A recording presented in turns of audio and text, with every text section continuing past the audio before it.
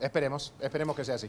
Bueno, en medio de todo esto, en medio de la tensión que se está viviendo, porque el día de ayer fue realmente muy tenso, muy complejo con este corte de la autopista de Lepiane y todos estos vecinos sufriendo hace tantos días, se reúne el Frente de Todos. Se llama Mesa Política del Frente de Todos. Supuestamente hubo tironeos para ver quién iba, quién no iba y sobre todo presten atención a lo que va a contar Gabriel, porque hoy se juntan, pero fíjense qué temas van a tratar, quiénes se juntan y cuáles son los temas que para el Frente de Todos son importantes, Gabriel. El tema más importante es ganar las elecciones. Con ese objetivo se reúne hoy esta mesa política, que en realidad deberíamos llamar la mesa electoral, porque lo que van a hacer estos sectores que se van a reunir hoy es pensar y diagramar cómo va a ser la estrategia electoral. Va a haber albertistas, donde va a estar Santiago Cafiero, por ejemplo, Victoria Tolosa Paz, Eduardo Valdés, kirchneristas, con Guado de Pedro a la cabeza, pero también Andrés Larroque, Axel Kicillof, otro de los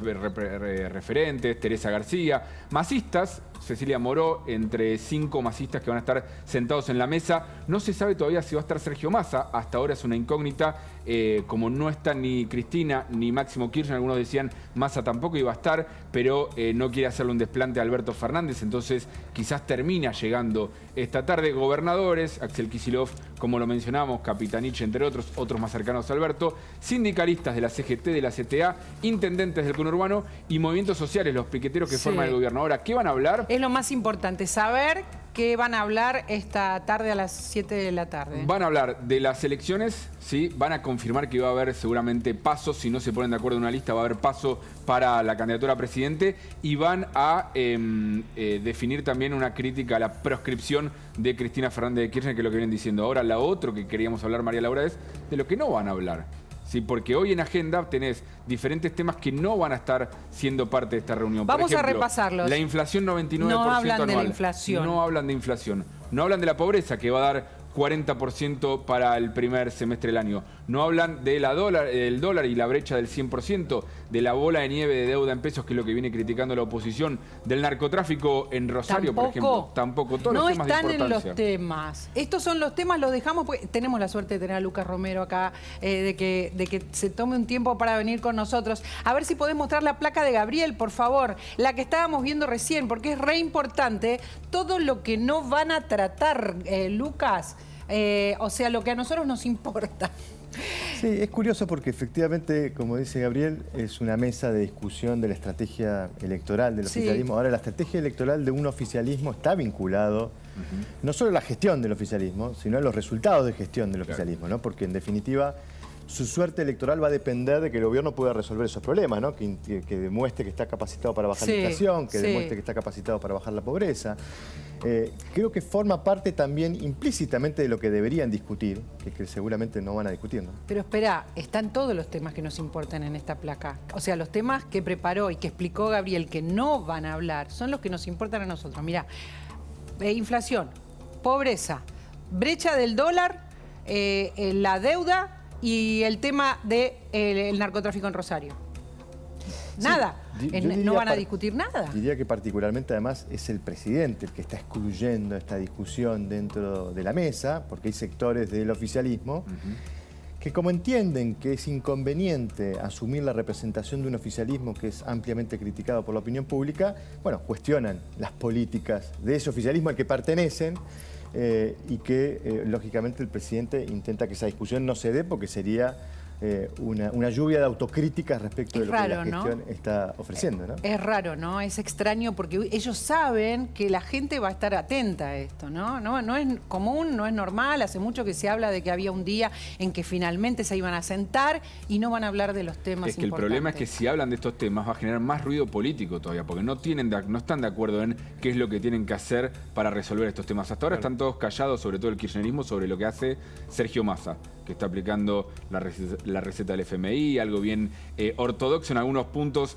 de ajuste de la economía, y no dicen nada, no hay críticas. A Guzmán lo mataron, a Massa no le dicen nada, pero bueno, no están de acuerdo en la estrategia de fondo. Si lo hablan, generan ruido político. Si generan ruido político, es peor todavía para el resultado económico. La mirada es como la muestra Gabriel, en el sentido de que lo ven como un plan ortodoxo, ¿no? El del Fondo Monetario. Así se vive en el Frente de Todos. Sí, yo creo que hoy está reprimida la crítica dentro del oficialismo porque entienden que se está tratando de evitar una crisis más profunda como la que sufrimos en julio del año pasado, pero seguramente en el fuero íntimo de buena parte del oficialismo hay un cuestionamiento a este programa económico. Y creo que así está un poco también las dificultades que enfrenta este oficialismo para encontrar una estrategia común, ¿no? Porque buena parte de ese oficialismo está queriendo modificar esa política económica, política que no se puede modificar, porque no nos olvidemos que hoy la Argentina está pudiendo asumir sus compromisos de deuda porque el Fondo Monetario nos está dando dólares. Está bueno, es bueno recordarlo. ¿Está Rubén con ganas de decir algo, Rubén? No, a ver, de la lista que está muy buena, que es la lista que explica por qué el gobierno está donde está en la intención de voto, porque no se hace cargo absolutamente de ninguno de esos temas, hay 4 que son insolucionables y uno que es una decisión política.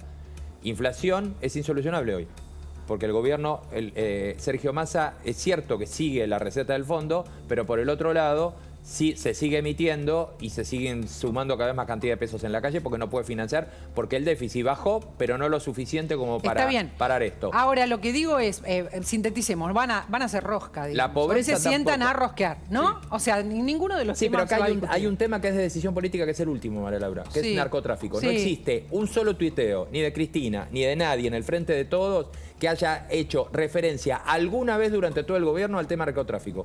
El tema narcotráfico, el gobierno hace referencia cuando protesta el gobernador o algún referente de Santa Fe, y después hace silencio. Y esto es decisión política. Ahí ya no es no poder solucionarlo porque no estás dispuesto a pagar el costo como los 4 puntos de arriba.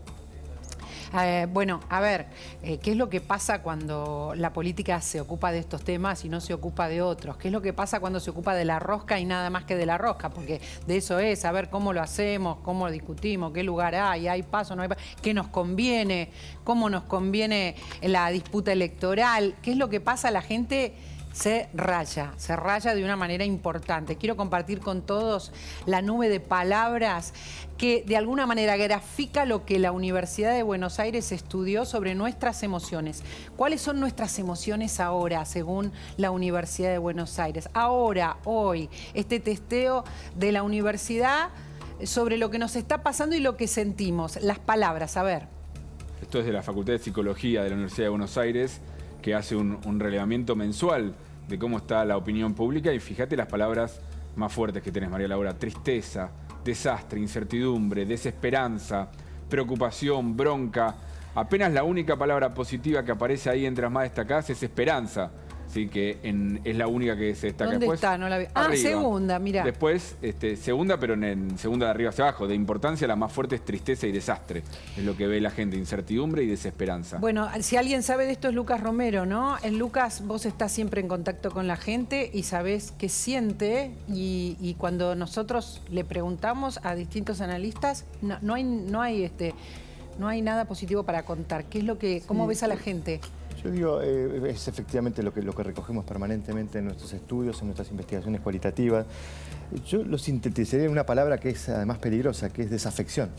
La gente está tan frustrada, tan desencantada, tan enojada, tan disgustada, que está en una situación de desafección, ¿no? ¿Qué es desafección? Desafección, que ya cree que ni siquiera el sistema puede resolverle los problemas, ¿no? Porque uno puede enojarse, gritar cuando le está pasando algo malo y quiere que se lo resuelvan. Y yo creo que esta es una sociedad que viene sufriendo un deterioro en la calidad de vida, producto de los resultados de la gestión pública, no solamente de estos últimos años, de hace mucho tiempo, y ha provocado eso, ¿no? Entonces, a ver, pero si hablamos de los últimos años, no estamos quizás ponderando lo que está pasando por estas horas. Yo quiero recordarte algunas cosas. Que vos, además, te veo, te sigo, veo los tweets que pones, o sea que a vos también te impactan, pero que a mí me impactan. Por ejemplo, de Mendiguren creo que ayer dijo que la inflación tiene que ver con nosotros, porque nosotros avalamos cuando compramos precios desorbitados. O sea, la culpa es de ustedes. Agárrense. Eso es de Mendiguren. Digo que es supuestamente moderado. Alberto Fernández, que dice que la gente está haciendo cola en los restaurantes. No me pasó cuando voy a comer. A ver, Carlos Heller, que dijo que este es uno de los países de Latinoamérica en los que mejor se vive. Fernández, que nos dijo acá, porque estábamos en el aire, que éramos el país que más crecía después de China. Sí. Digo, esto pasa por estas horas. Sí, y te lo contrasto con un dato por esto de la desafección, ¿no?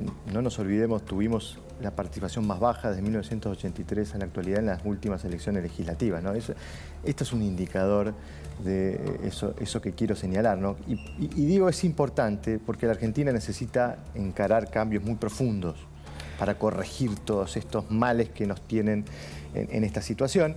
Y eso va a requerir, obviamente, de decisión política y de voluntad política, pero también de compromiso y voluntad ciudadana de apoyar la decisión de esos cambios. O sea, está la sociedad que ve tristeza, desastre, incertidumbre, ¿está preparada para esos cambios profundos? Yo creo que hay que construirle la expectativa y la esperanza que se pueden hacer y que con esfuerzo se puede lograr un país mejor, que dé oportunidades de desarrollo, de crecimiento y que le permita pensar que el futuro siempre va a ser mejor y no peor que el presente, que es lo que hoy no ocurre. Ahora lo vamos a seguir conversando. La gente cree hoy que el futuro va a ser peor, pero sí. Me interesa que nos expliques más detalles de lo que está sintiendo la gente, y tenemos más declaraciones para sumar a esto, lamentablemente, de este bombardeo del gobierno que nos dice, estamos bárbaros, estamos muy bien, ¿no se dan cuenta? Son un montón de personas que están sumando esto. Gabriela Cerruti, a ver si la tenemos por ahí. Es una construcción, dijo. Vemos los números que recibimos, los focus que recibimos, que es que la gente percibe que ellos en su vida individual están mejor, pero que todo el mundo está mal, o que toda la situación está mal. Esto es una construcción, no es algo que tiene que ver con la vida cotidiana. Todo está mal, a pesar de que nosotros vemos los números de consumo, los números de crecimiento, cómo han crecido los salarios en algunos sectores gracias a las paritarias. Digo, esto tiene que ver con Juntos por el Cambio, un sector de Juntos por el Cambio y un sector de las corporaciones mediáticas que necesitan que esté todo mal. A ver, ¿lo escuchaste, Lucas? Sí, creo que requiere un chequeo ese discurso de Cerruti, ¿no? Muchas afirmaciones que no se condicen con la realidad, ¿no? Nosotros registramos mayor pesimismo también en la situación personal de la gente. Cuando uno le pregunta a la gente, no solo cómo cree que el país va a estar de acá a un año, más del 60% nos dice peor. Cuando vamos al plano personal, es cierto que el nivel de pesimismo es un poco menos, pero sigue siendo en torno al 50%, y solo menos del 20% dice que su situación personal va a mejorar en un año. Menos del 20%. Es más, uno debería considerar que los que dicen igual no están dando una aseveración positiva del futuro, sino voy a estar igual, probablemente peor como estoy. A ver, ¿no? Es extraño y se nos complica ponernos... sabemos, porque estamos cerca de la gente, los que están haciendo encuestas, estudios, escuchan a la gente, lo vemos en la calle, y sin embargo yo te conté las cosas o recordé las cosas que vienen diciendo los funcionarios, porque no paran de decirnos, están bien, no hay crisis. Esta percepción muchas veces que es cualitativa, una experiencia que estamos teniendo en estudios cualitativos, que son los famosos focus group, estos donde uno reúne a un grupo de gente para llevar una conversación, que interactúen para evaluar, digamos, qué percepciones, qué actitudes tienen frente a los hechos de la coyuntura. No hay grupo focal que no comience en Argentina en los últimos años diciendo, cuando uno le pregunta cómo ve el país, de hablar de la situación económica es desesperante, los precios no paran de aumentar.